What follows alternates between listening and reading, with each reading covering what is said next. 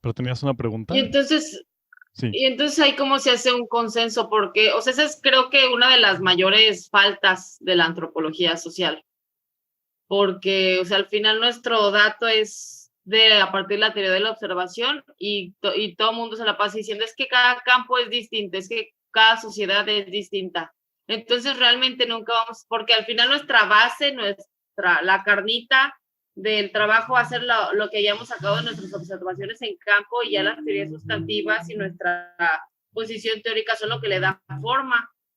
Pero entonces, ¿cómo sabemos que esa base que se da a partir de las observaciones que hacemos realmente se pueden llamar objetivas? Entonces aquí sería, porque se tiene este consenso de que la observación participante se hace así, con estas características, y esto, y esto, y esto, y esto, y esto tiene que tener para que esté bien hecha. O sea, como la metodología para hacer la recapitulación de los datos es lo que ayuda a darle sustento, pero aquí también sigo con la misma, o sea, al final es muy personal lo que cada uno observa, cómo lograr que se pueda hacer, porque volvemos, o sea, vuelvo a lo mismo, podemos estar dos personas haciendo el campo en la misma comunidad y nos vamos a dar cuenta de cosas distintas, entonces hay una realidad si los dos vemos dos cosas diferentes y se supone que estamos entrenados, cómo poder crear esa teoría de la unificación si ni como científicos sociales estando en las mismas condiciones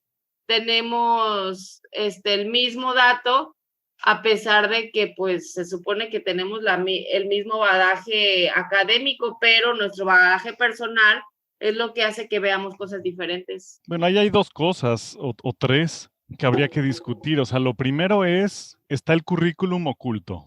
El currículum oculto es la manera en la que te educan tus profesores y las lecturas que te dejan leer, que traen una visión particular no declarada.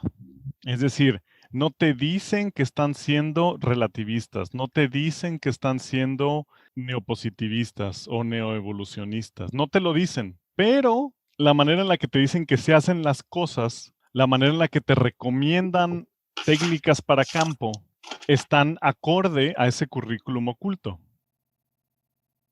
Entonces aquí hay un currículum oculto en la antropología desde la perspectiva que me estás planteando tus inquietudes, que podríamos llamar como particularismo histórico, que es una forma de relativismo oculto, o no debería ser oculto, pero es muy común que esté oculto, que es pensar en el extremo del subjetivismo, es decir, en el extremo de decir cada cultura es un mundo y cada cultura debe ser exclusivamente juzgada y revisada con respecto a sí misma y punto. Eso es particularismo histórico en el sentido de que entonces niega la posibilidad de articular un discurso científico en torno a varias experiencias culturales distintas.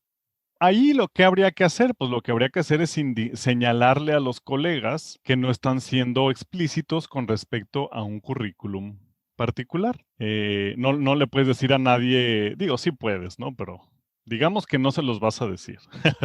Digamos que no es el momento en el que se los vas a decir. Que el particularismo histórico no es una manera adecuada de pensar las cosas. Claro que se puede decir, porque todo el relativismo en general es una falla en el sistema, es una interpretación errónea en sus principios explicativos y abstracciones explicativas. Pero bueno, ese es otro tema. Gándara mismo lo dice, ¿no? Pero digamos, lo que sí podrías decirles por lo menos es, sean explícitos, ¿no? Ustedes están diciendo que cada especialista en cada cultura tiene derecho a funcionar en un mundo aparte, en un micromundo autónomo, y yo les estoy diciendo que no es necesariamente así, que esa es una hipótesis relativista. Entonces, lo primero sería eso, señalar el currículum oculto, ¿no? Y la otra, más bien tiene que ver con acordarnos o mantener la conciencia de que hay tanto una realidad compartida como una realidad no compartida.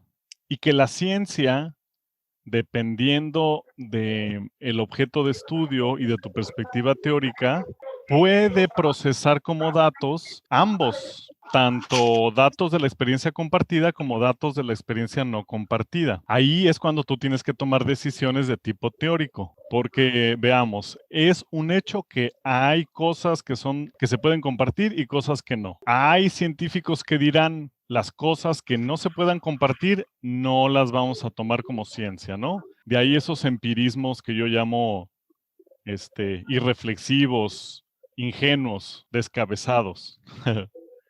¿Por qué? Pues porque suena un poco a berrinche, ¿no? Y aparte es un poco obsesivo querer trazar una línea tan presuntuosamente clara entre lo que se puede compartir y lo que no, cuando es evidente que no. O sea, hay más, no hay blancos y negros, más bien todo es gris. Entonces, por el otro lado, puedes tener perspectivas que digan, no, yo voy a tomar en cuenta, claro, principalmente lo que se puede compartir, porque ahí está la base del diálogo científico, pero me atreveré a incluir cosas que no se pueden compartir.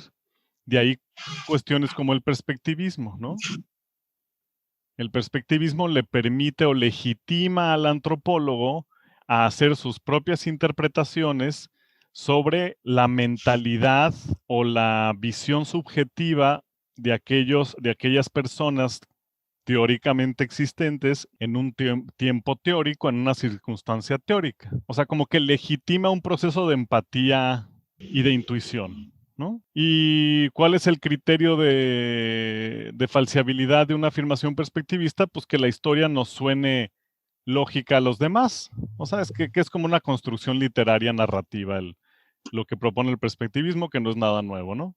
Pero estuvo tan prohibido en la arqueología sobre todo, y en la historia también, estuvo tan prohibido durante tanto tiempo hacer ninguna afirmación sobre la mentalidad y la perspectiva de esas personas de la historia, porque pues no había pruebas de nada y es imposible meterse en la cabeza de los demás, pues sí, pero no hay que exagerar, o sea, y volviendo al criterio de la unificación científica, sabemos que hay, primero, el solipsismo, es decir, pensar que el individuo está contenido en su cerebro, es un modelo viejo y caduco. Entonces, creer que uno no puede pensar en lo que pensó el otro porque uno no es el otro, presumiendo que la barrera entre uno y el otro es científica, pues es ignorancia. La barrera entre la cognición del yo y del otro no es clara.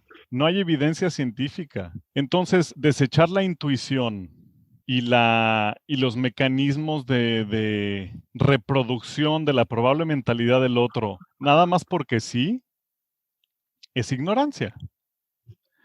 Entonces, por ahí iría, por ejemplo, otro de los impactos de una perspectiva verdaderamente unificada en este y otros temas.